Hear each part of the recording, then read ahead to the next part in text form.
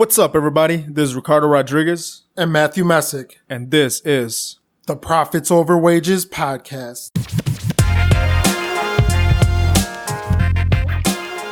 Welcome to another episode of the Profits Over Wages podcast, where we do weekly interviews with highly successful business owners and entrepreneurs.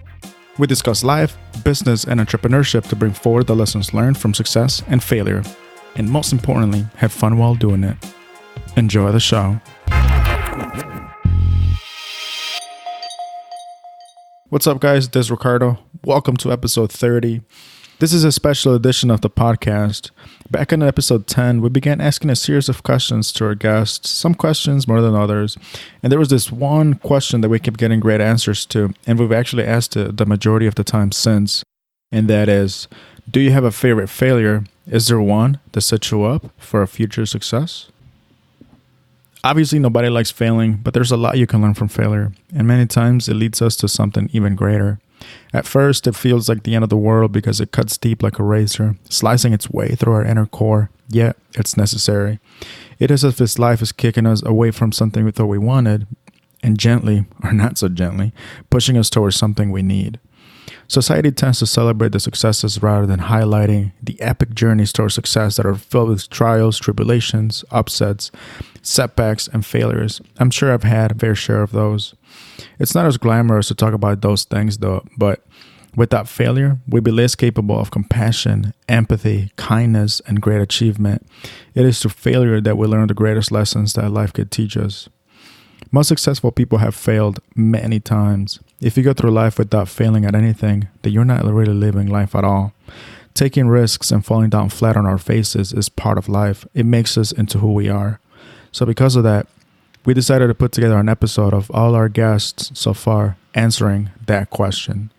Do you have a favorite failure? Is there one that sets you up for a future success? We'll start off with Ryan Garcia, founder of the Rehab Depot. We kicked off the questions with him back on episode 10. Do you have a favorite failure? Is there one that set you up to a future success? Man, I had so many failures. It's a good question. That's a tough question. My favorite failure. I think one of my favorite failures was he's now my brother-in-law. I had him working for me as a project manager. And I had put so much on his shoulders, and I expected so much of him, but I wasn't giving him the tools he needed because I was so fucking busy.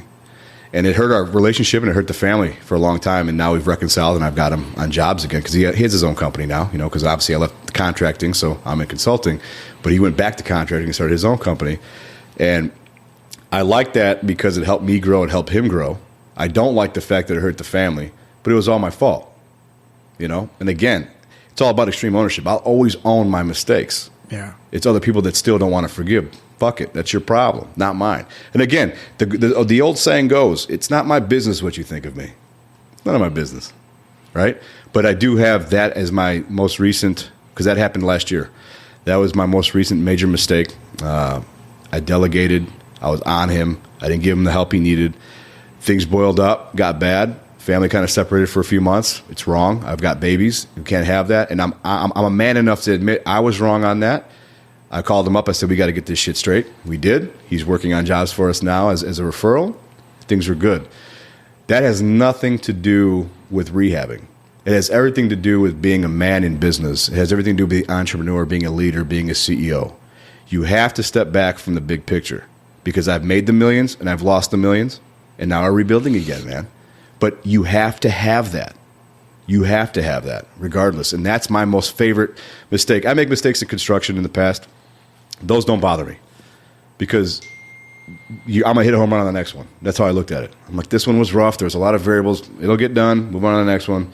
It's like striking out the plate. You got another at bat, man. Up next are Mikhail Jason and Francisco Villa, founders of National Corporate Credit and overall great guys, from episode 12. Do you have a favorite failure? Is there one that set you up to a future success? Yeah. I'm trying to think. I've had many failures. So many to choose from. I know. I got a good one that I'll talk about. And I was just speaking to some of these traders at NASDAQ about this. what's funny, when I got to NASDAQ, some of the producers were like, yo, you're one of the youngest dudes we've ever invited here. And I was like, wow, that's a cool stat. I'm like, can you write that down and sign it so I can like tell my people that? Because they're not going to believe me. One of the biggest failures I've had, maybe not the biggest, but I learned the most from, is I raised probably about $1 million in investor capital. It was the first private capital raise I ever did. And so I went into this boardroom, sat down with probably half a dozen to a dozen individual investors, and had to pitch them on the idea, raise the capital. Ended up, the business did really well in the beginning, and then it phased out. Nobody really got hurt, but the venture didn't continue on as we expected. So in my mind, I'm thinking, man, this was a failure. We didn't get to do what we wanted to do over the longevity that we planned. But the process of raising that $1 million at the time I was like 22, 23. I'll never forget it, because now when we're doing private equity raises, I've already done it. But I've never been able to tie that experience to anything until now. So all those years, I'm like, man, I wish I could have done differently, done it differently back then. But now I know from that experience going forward why that connects to what we're doing now. And that's really going to blow up our company into the $500 million that we're planning on getting to. For me, it's a very small one when I was 18 years old, just because it's allowed me to look back and say, okay, that's why it happened. I maxed out a credit card, so I thought I wasn't able to get any loans for a house, any car loans or anything else, or any other credit cards. So it forced me to pretty much pay for everything in cash. So I bought my first house cash, my car is cash. So, and then when I got older and I finally understood how credit worked, then I was able to perfect my credit to where the banks are begging me to use their money. So that's kind of turnaround. No, and that goes back to your financial literacy. We laugh all the time. When I was 17, I got a Capital One credit card. And he tells this joke. It's like, I got a $500 limit. And I'm like, they're giving me $500? I'm like, they don't know who they're dealing with. So I go to the store, buy all these clothes, and I didn't realize I had to pay it back. I was with interest. With interest. I'm not going to lie. To be honest with you, we thought the economy was going to go to the shit. And we were just like, let's just rack up these cards. We'll never have to pay them back again. Yeah. They'll reset the button. And all we had was $500. Right. But financial literacy is key. Oh, for sure. Up next is Eddie Garcia, founder of Realty of Chicago, and our most listened to interview so far from episode 14. Do you have a favorite failure? Is there one that set you up for future success? So I think the biggest failure I ever had was in 2013. I had some agents leave me. So that was probably the best thing that could have happened to me, because we went from like maybe 13 agents to 6. But now I almost kind of thank those agents that left, because they taught me, like, hey, who's loyal to me, who's not. Almost kind of to the point where I want to send them a thank you card. Be like, hey, thanks for doing this, because if you wouldn't have done this to me in 2013, my company would not be where it's at now. Does that make sense? Yeah. So that's kind of my biggest failure. I embrace it. Back then it was a little rough, but now it's, we joke about it all the time with my managing brokers. Up next is Jeffrey, the Moneyman Tendact, who went from corporate CFO to entrepreneur and CEO from episode 15. So, do you have a favorite failure? Is there one that set you up for a future success? Oh, totally. When I signed that deal for $750 million, it didn't close and the market went to hell in a handbasket. Believe me, when you think you're making 10% of $750 million, what's that number? It's a lot of money. It's a crap ton of money. Yeah. Okay. Thought I had that locked, sealed, delivered, ready to go. About to retire. I was done. And I was mine was in the keys already. No, my mind was, how can I get to my brothers so that I can help them, have them come be a part of the company, help them get out of corporate America and not be a part of that rat race. My dream at that point in time was really how to take care of my parents, how to take care of my wife and kid. When things like that happen, or, you think you have that shot, and you're going to make that kind of money. Yeah. There's some finality in that. And the finality is, it comes down to this. There's a difference between working because you absolutely need to versus simply working because you want to. Right. It's It's powerful. Right? One of my favorite mentors once said, his name was Byron Nelson. Byron, I hope you hear this. Air is like money. When you have more air, it's just easier to breathe.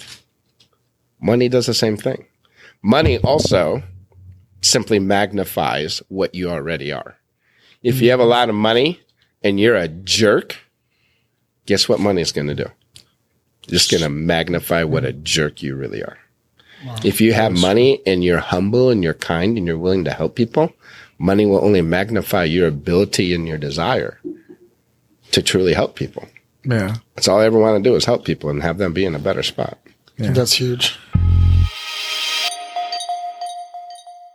Up next is the great and ultimate businessman, James Bentley, from episode 16. Do you have a favorite failure? Is there one that set you up for a future success? I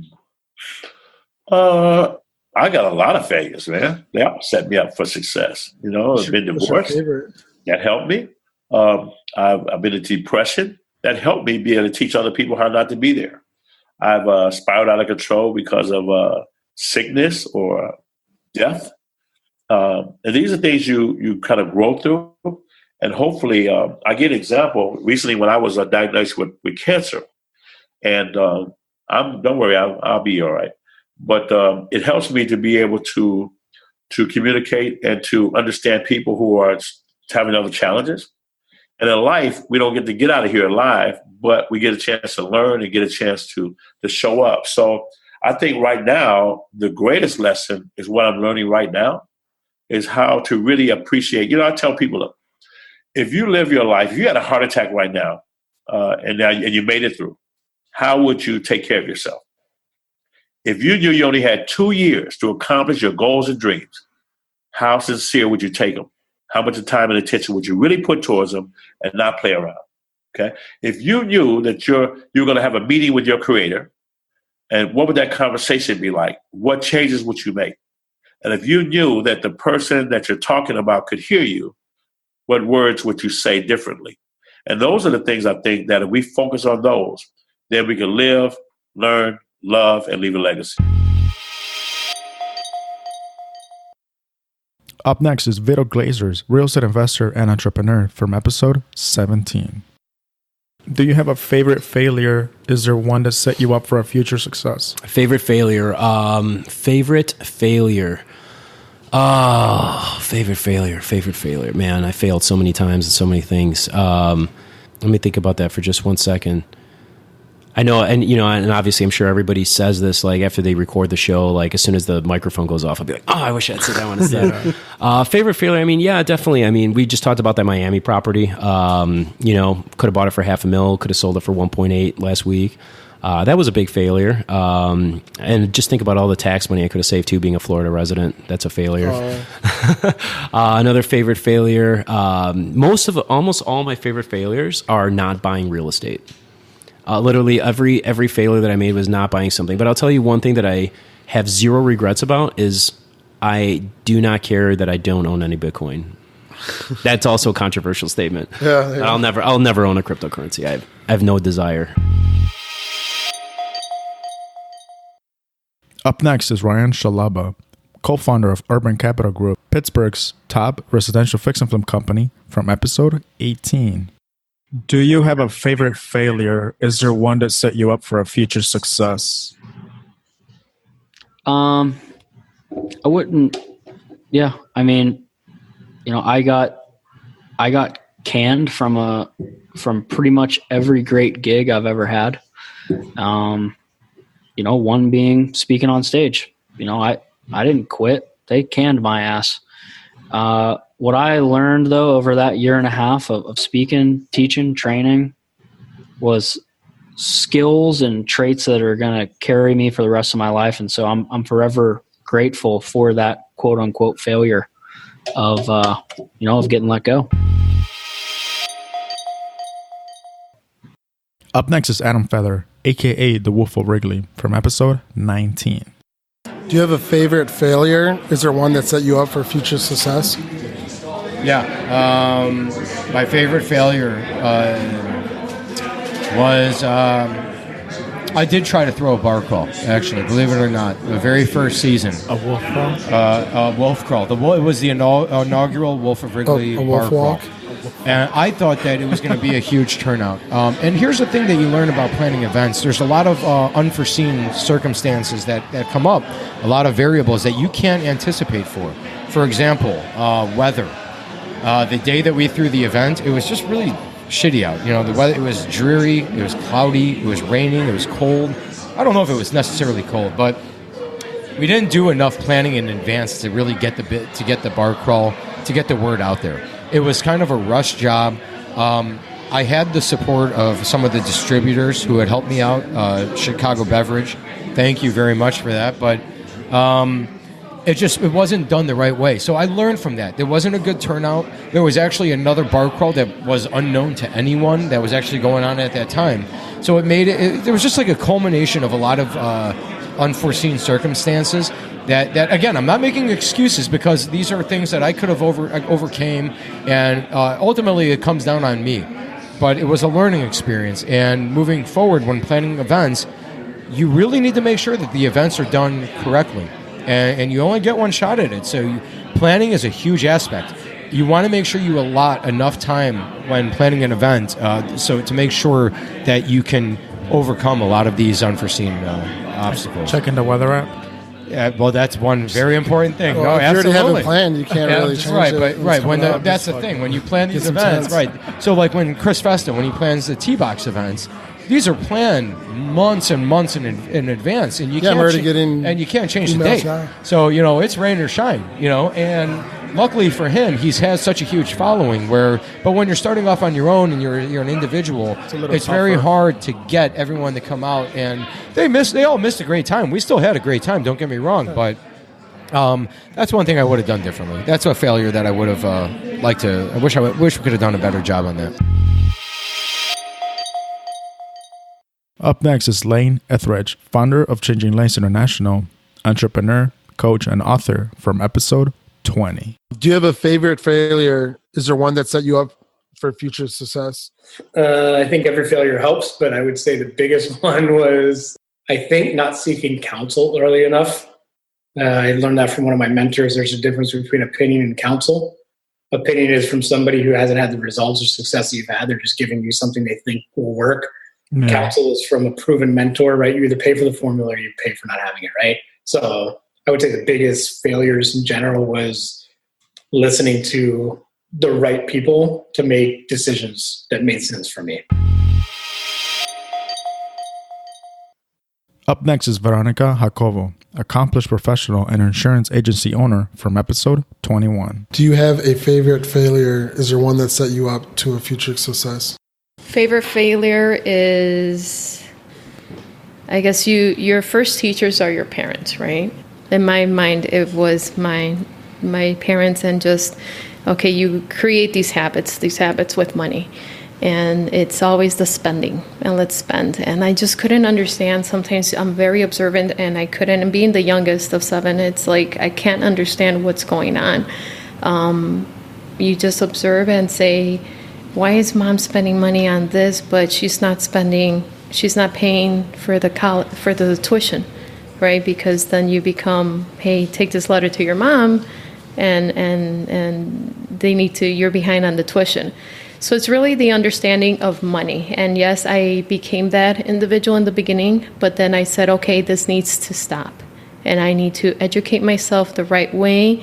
And where do I want to take myself? And if everyone feels that they had less advantages in this world, we're in the U.S. and we have the same advantages. It's all what you want to do with your opportunities.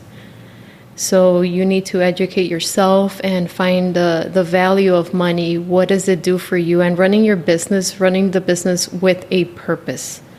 And with a purpose, I'm trying to say, it's like, if I become a millionaire tomorrow, what will I do? Who will I help? And there's so many things that I would do. It's versus just saying, hey, I'm just going to blow up this money and buy a yacht and go cruise down the Atlantic as far as I can. Next up is Joseph Land, lifelong entrepreneur and overall amazing guy, from episode 22. Do you have a favorite failure? Is there one that set you up for a future success? Yeah, the real estate business, the commercial real estate business that I made mention of earlier. Man, that took the breath out of me and my partner. But we kept fighting. We kept fighting our way through it. And a lot of people were going out of business and going bankrupt and all that. And now you're watching it all come back. And I'll tell you, there might be another bubble coming because there's a lot of growth and overbuilding, and you see a lot of things happening today. But regardless, I just think you need to be prepared, and you need to mind the condition of your flock, so to speak, and know what's going on in your business, and be ready for any eventuality. Up next is Micah Understand, founder of the Understand Law Firm, from episode 23. Do you have a favorite failure? Is there one that set you up for future success? Yes, there is. I was in that networking group that I was put in, and I had a client who referred me a personal injury case, a medical malpractice case. This man had been diagnosed with throat cancer, and it was, his claim was that it was misdiagnosed, that he had gotten some pathology slides reviewed, and they said it's not cancer, and then 6 months later it was cancer. So I spent the better part of a summer chasing down the actual physical pathology slides, and I had to go into court and argue to force the hospital to give me the slides. And then when I did that, I had to send them to a professor at Harvard who was going to review the slides for $2,000 an hour. He was going to review the slides and give me an opinion on if there was something pursuable there. And so doing all this running around, arguing in court, get the slides, and then I get the report from the doctor in Harvard, and he said, nope, no case. So all that time and expense, it was gone. And I went to tell the client, we had lunch, and I told him, I tried. He says, oh, I appreciate all your efforts, et cetera. Oh, by the way, my nephew fell off a roof building, a home a couple weeks ago. Can you help him? And it was just slam dunk case, and the settlement ended up paying for my wedding. So that was a failure that, I think if I had not run around and tried so hard to get something done for that client, he probably would have been comfortable sending me to somebody else. But yeah, that was a failure that turned around pretty quick. It's like always put forth your best effort, because no matter, you can't control the results, but you can control the effort you put in. Yep. And you'll get the results. You never know. Hang in there, baby. Up next is Nick Leibert, owner of Exit Strategy Realty in Chicago and #1 office in the country out of 600 offices, from episode 24. Do you have a favorite failure? Is there one that set you up for future success? Besides the shopping carts. There's going to be somebody that's like sells those things. You're going to come and find me and punch me in the face. I think the best failure that I had was, most recently was these flip properties, was taking my eye off the ball, thinking somebody else was going to do it for me, and not realizing that what works in one business, that discipline had to be transferred over to a new business. I don't know why I didn't realize that going into it, but taking my eye off the ball. And sometimes realizing that, you can't be in 100 businesses at once. Right. I had all kinds of ideas at one point to be a one-stop shop, open a mortgage company, insurance company. There's that old saying, you can be a jack of all trades and a master of none. So that has kind of honed me back into, okay, I've got a few core things I'm good at. I'm going to stick to those, and everything else, maybe there's somebody else that should do that. Up next is top real estate investor Andrew Holmes, who's completed over 1,000 real estate deals, from episode 25. Do you have a favorite failure? Is there one that set you up for future success? Yeah, I think I had a gas station. It burned down. And probably the low that I experienced at that time, right? One thing what I experienced at that time is that whenever you're doing well, right? I learned something somebody said, that the good times we keep in our pocket, the bad times we keep in our heart, right? And what I experienced is that whatever you have or you don't have, you can't necessarily, that can't define who you are. So money or whatever you have, you got to be thankful for what you have and then still keep working towards it. And I think today, yes, my basic needs are met. I feel very fortunate because of that, but I feel I have way more ability. So the success is in the pursuit of it. The success is not a destination. So I think that failure, which is making a little bit of money and then suddenly losing it all, was probably the best life lesson. That it's not, money is something that you can earn, right? Wealth is something you have to build, but money is something you can earn. Most of us aren't trying to build wealth. My goal today is to build wealth that if something happens, it's there generation after generation after generation, right? So hopefully I leave a legacy that my nephew's nephew can go, oh my God, dude, you know my grandfather? You know, Yeah, he built a they're legacy. gonna have one of those pictures of you above just the fireplace. It's like in my own way, I want to leave a legacy. I mean, that's just what it is. Money doesn't make. I used to think, man, money was everything because I was so desperate, right? I had so little that anything I did, I associated with money, right? And what I realized was your self-worth has nothing to do with money. You are who you are. Just because you have a little bit of money or doesn't make you more valuable or less valuable, right? It's just money makes your life easy. That's all it is. Up next are personal branding experts Miguel Paloma and Tony Arzo from episode 26. Do you have a favorite failure? Is there one that set you up for future success? No, again, I don't. I mean, I've had some hardships. I've had some very difficult, trying times. But I would say the most difficult is the one we're in right now, and it's just all of it. You know, all of life. It's not dealing with one thing; it's dealing with all of it. And you look at family, you look at finances, you look at your business, and you look at your own vision of success, and not measuring up to it.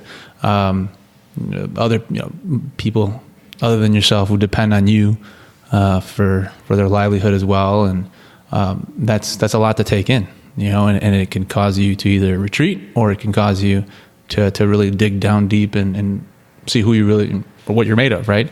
And that's where I think is going back to the journey is the point of a musical note isn't to get to the end of it, it's to appreciate the highs and the lows, and you can't appreciate the highs without these lows. And I'm just excited that they are pretty low because it just means that they're going to get pretty high at some point. So yeah, it's not looking at it like defeat, but rather looking at it like a jumping board or slingshot to success.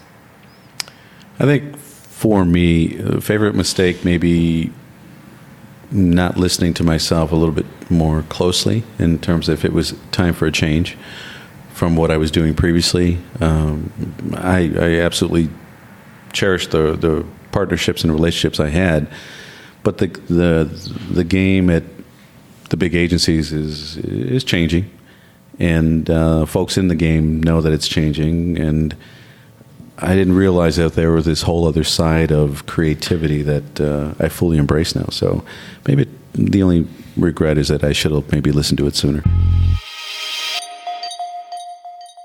Up next is Allie Boon, turnkey property expert and entrepreneur from episode 27. Do you have a favorite failure? Is there one that set you up for future success? In my very first year of business, and this probably happened maybe 2 to 3 months in, I remember, so I'm the engineering brain, and a lot of businesses start this way where you come up with the end goal and you work backwards. It's like, okay, well, I want this to happen and I'm going to take these steps to do it.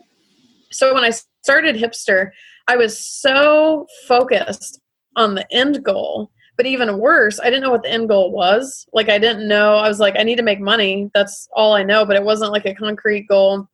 And I was so stressed. My stress was building because I wasn't at my end goal, even though I didn't know what my end goal was. And then I didn't know when I would get my first commission check, or I didn't know all these things, but I couldn't stop focusing on the end goal. And I'll never forget one day, I don't know what triggered it, is I realized I needed to put the end goal to the side. It's not that it didn't exist, but like acknowledge it, cool, put it to the side, and just do the best that I could do every single day.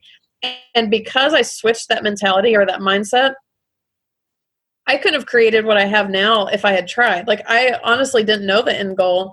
And so when I switched that mentality from trying to work towards a goal and just I just did the best that I could. And I still do that now. Like I've stopped trying to focus kind of a longer discussion, because obviously you need a goal and you're working towards something, but switching that mentality of acknowledging the end goal and then just doing everything that I can do and see where it gets me. If I don't even know if that makes sense, versus trying to get somewhere specific. I may have to clarify that one and put it on a website or like kind of a more clear message. But it was a mindset shift of, I can't control the outcome. I can't control when my next rent check's going to get paid. I can't control all these things. So all that I can do is the best that I can do. And so it was really relinquishing some control. But it was kind of my favorite failure, because I remember me leading up to that mindset shift. I was so frazzled and so stressed. It's almost funny.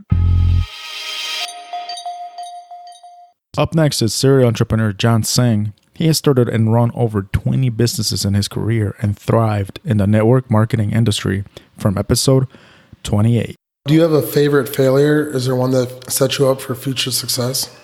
They're all painful, man. I would say my biggest failures is just trusting the wrong people. I mean, there's telltale signs. You know, if people don't have integrity with their word, and they're constantly not doing what they say they're going to do, simply like showing up on time or returning a phone call or a text. I mean, just basic things like that. Those are all telltale signs. Courtesy. Well, they're telltale signs that people that don't have integrity with their word. So if you're going to choose somebody to go in business with, if you're going to choose somebody to partner with, make sure you're partnering with an integrous person. Like, meet their family, meet their friends. What do they say about them? What is their experience? If they even have any them? friends. If they have any friends, that's another thing. Yeah. But if they're a loner and they don't have any friends, that could be a telltale sign too. So if you're ever going to go into business with somebody, make sure you do your due diligence on who they are. You know, do a background check, and I'm talking about, get personal. Look on their social media, like, who is it that they surround themselves with? What type of pictures are they posting? You know, are they always out partying and drinking? I mean, those things are important if you're going to trust somebody in business. Last but not least, from episode 29, Nick Katz, Chicago native and local real estate entrepreneur with over 20 years of broker and investment experience. Do you have a favorite failure? Is there one that set you up for future success? I would say that I haven't had a favorite failure, but I will say that coming from hardship motivates you. I do believe that coming from a dysfunctional family life where I had a non-stable situation at home motivated me to be as successful as I could, and I learned a lot of what not to do coming out of that situation. I guess what I'm saying is that sometimes when you're not content or comfortable, it moves you. And I know, failures, absolutely. I've had small failures. I haven't, thankfully, had any massive, large failures yet. But I do believe that coming from a difficult family life will give you more motivation many times than if you come from something a little bit more comfortable. It'll make you appreciate having something that's good. Yeah. Absolutely.